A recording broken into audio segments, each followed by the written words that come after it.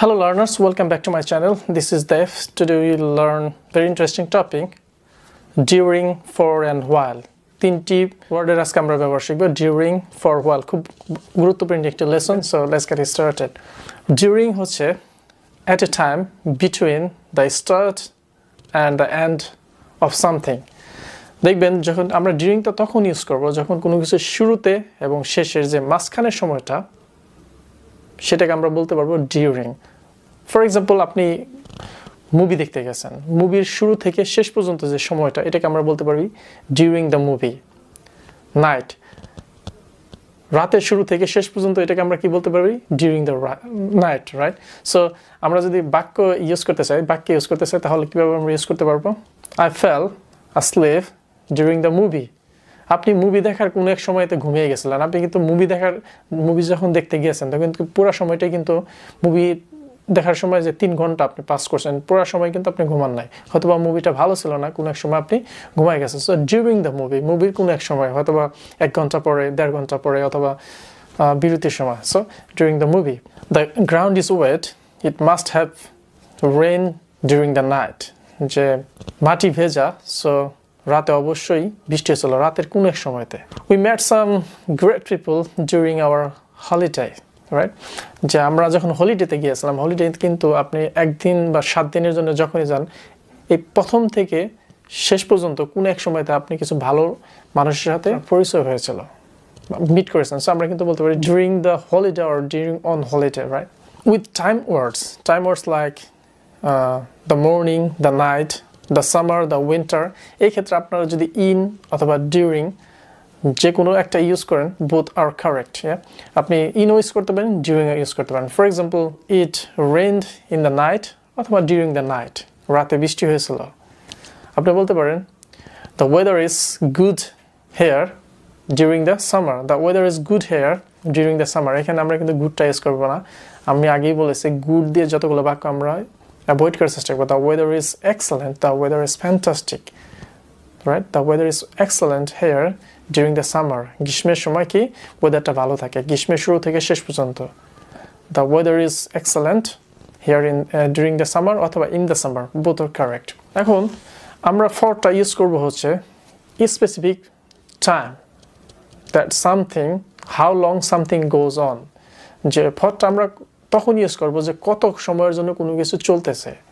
আপনি যদি কোনো বাক্যকে কতক্ষণ বা কতদিন ধরে এইভাবে যদি কোয়েশ্চেন করবেন তাহলে দেখবেন ফরের ব্যাপারটা চলে আসবে। For example, we watched football match for 2 hours last night. গত রাতে কি আমরা 2 ঘন্টা ধরে কি ফুটবল ম্যাচ দেখেছিলাম। সো কতক্ষণ ধরে? 2 ঘন্টা। Hey, how are you? I haven't seen you for ages. কেমন আছো? বন্ধুকে বলতে পারো হেই হাউ আর ইউ, যদি তুমি তোমার বন্ধুকে অনেক দিন না দেখো। Hey how are you? I haven't seen you for ages, for কতদিন, অনেক দিন ধরে তোমার সাথে আমার দেখা নেই, সো অনেক দিন ধরে। অথবা it rained for 3 days without stopping। আমরা বলবো না it rained during 3 days, no, 3 দিন ধরে টানা বৃষ্টিপাত হয়েছিল, এক টানা বৃষ্টি হয়েছিল, বৃষ্টি থামিয়ে নেই, টানা বর্ষণ যেটাকে বলে। So it rained for 3 days, যদি এখানে during দেন তাহলে কিন্তু মারাত্মক ভুল হবে, আপনাকে খেয়াল রাখতে হবে, রাইট? 3 দিন ধরে। এবার আছে মজার জিনিস হচ্ছে, ভেরি ইন্টারেস্টিং থিং হচ্ছে ডিউরিং ভার্সেস ওয়াইল। দেখবেন এখানে ব্যাপারটা খুবই সিম্পল। যদি আপনি ডিউরিং ইউজ করেন তাহলে ডিউরিং প্লাস নাউন হবে। আপনি যদি ওয়াইল দিয়ে বাক্য গঠন করতে চান তাহলে কিন্তু আপনার ওয়াইলের পর একটা সাবজেক্ট প্লাস ভার্ব প্লাস একটা কি লাগবে? নাউন লাগবে, রাইট? এক্সাম্পলের মাধ্যমে আরও ক্লিয়ার হবে। আমরা আগে কি বলেছিলাম? I fail asleep during the movie. এটা যদি ডিউরিং দিয়ে হোয়াইল দিয়ে করতে চান তাহলে বলতে হবে I fail asleep while I was watching movie. দেখেন while for আইটা subject, watching verb, the movie. Second one, we met a lot of interesting people during our holiday.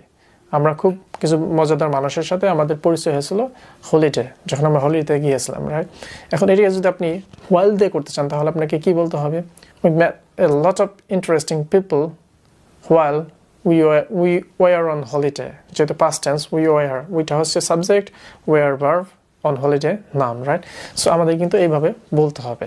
When we talk about future, we will use present tense after while এর পরে আমরা যখন future নিয়ে কোনো কিছু কথা বলবো আমরা কি while এর পরে প্রেজেন্ট টেন্স ইউজ করব এটা কিন্তু অনেক ক্ষেত্রে আসে ধরেন যদি কোনো চাকরির পরীক্ষা দিতে চান রাইট আপনাকে এই ধরনের কোয়েশ্চেন আসতে পারে এবং এটা কিন্তু আমাদেরকে ট্র্যাপে ফেলানোর জন্য তারা করে থাকে যে দেখি তার গ্রামাটিক্যাল নলেজ কতদূর আছে গ্রামাটিক্যাল নলেজ সো দেখি কীভাবে বলতে পারে ফর এক্সাম্পল ধরুন আপনি নেক্সট উইকে লন্ডন যাবেন তো আপনি সেখানে কি বলতেছেন I am going to London next week I hope the weather will be good while I am there যে আমি আগামী সপ্তাহে কি লন্ডন যাব সেখানে আবহাওয়া ভালো থাকবে কখন আমি যখন ওইখানে থাকবো আপনি আশা করতেছেন যে হয়তো সেখানকার আবহাওয়া ভালো থাকবে while I am there not while I will be there এটা কিন্তু মারাত্মক ভুল হোয়াইলের পরে আপনাকে কি ইউজ করতে হবে present form right present tense next one what will you do while you are there তুমি সেখানে কি করবে যখন তুমি ওখানে থাকবে তখন তুমি কি করবে not what will you do while you will be there এটা কিন্তু হবে না মারাত্মক বলছো আমাদেরকে মনে রাখতে হবে so thanks a lot for watching my video যদি লেসনটি একটু ভালো লেগে থাকে তাহলে অবশ্যই like share comment and subscribe করে চ্যানেলটির পাশেই থাকবেন ভালো থাকবেন সুস্থ থাকবেন bye for now see you soon good by